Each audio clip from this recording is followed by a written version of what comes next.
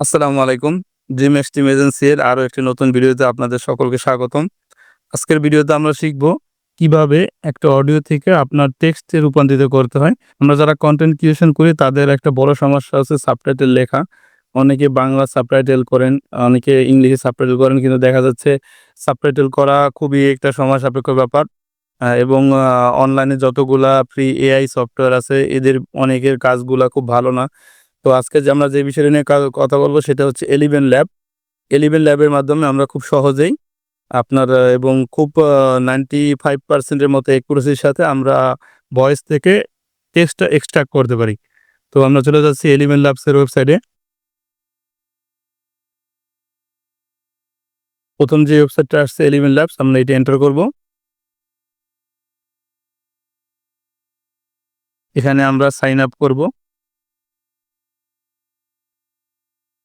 আমরা sign up with গুগলে যাব।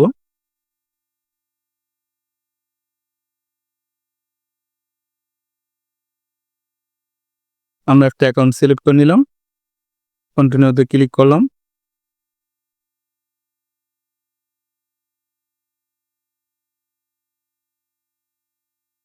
আমাদের লগইন সম্পূর্ণ হয়েছে। Continue, next. এখানে একটা নাম সিলেক্ট করতে বলতেছে। আমরা আমাদের এজেন্সির নামটা সিলেক্ট করে দিলাম। একটা date of birth, next click করলাম। এখানে কিছু ক্যাটাগরি দেওয়া আছে, আপনি কি পারপাসের জন্য আপনি ইমেল অ্যাপসটা ব্যবহার করতেছেন। ফ্রম ওয়ার্ক, এটা আমরা দিয়ে দিলাম। Which one describes you're the best other, personal, get started.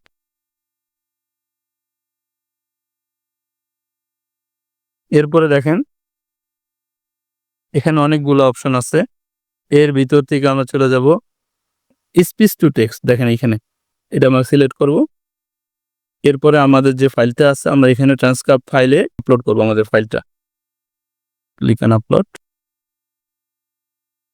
আমরা মনে করেন এই বাংলা আপনার দাজ্জালকে হত্যা করা মিজানুর রহমান আজারের একটা অডিও আমার কাছে আছে।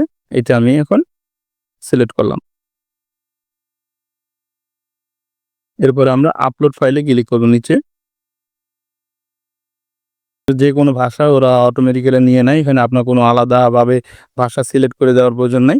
ওদের যে এআইটা আছে এইটা আপনার সুন্দর মতো ভাষাটাকে এনালাইজ করে নেবে যে এটা কি ভাষায় আছে এবং 95% এর মতো অ্যাকুরেসি দেয় ওরা। কিছু, কিছু সময় ২-১ টা শব্দ যেগুলা বুঝতে একটু সমস্যা হয় ব্যাকগ্রাউন্ড মিউজিকের কারণে বা জোরে বা আস্তে কথা বলার কারণে ওইটা মিসিং হয়ে যায়। কিন্তু বেশিরভাগ ক্ষেত্রেই এরা পারফেক্ট রেজাল্টটা দেওয়ার চেষ্টা করে।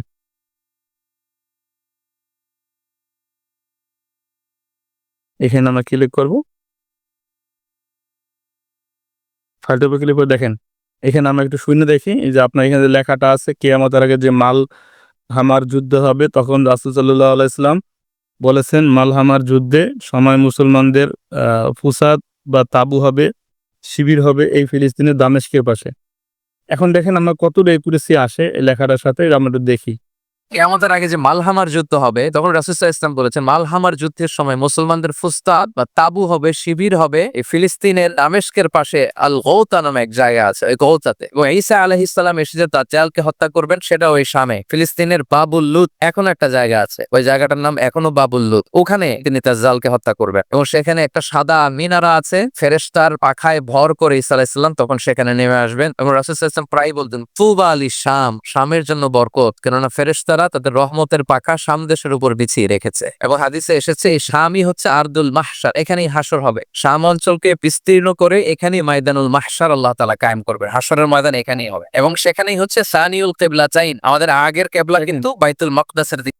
এখানে রেকর্ড হচ্ছে 59 সেকেন্ডে, যার কারণে ওখানে ওদের যে একটা ওয়ার্ড কাউন্ট লিমিট আছে, ওয়ার্ড কাউন্ট লিমিটটা ক্রস করে গেছে। এখানে যদি পেইড ভার্সন থাকতো তাহলে এটা আপনার হয়তো সম্পূর্ণ রেকর্ডটা দিয়ে দিত। কিন্তু এতক্ষণ পর্যন্ত যতগুলা রেকর্ড দিছে তো এর ভিতরে কোনো একটা ওয়ার্ড ওরা ভুল করে নাই, একটা বানান কোনো ভুল করে নাই, শুধু একটা বানান ভুল করেছে। এখানে আলাইহি ওয়াসাল্লামের এইখানে এএমটা চলে আসছে।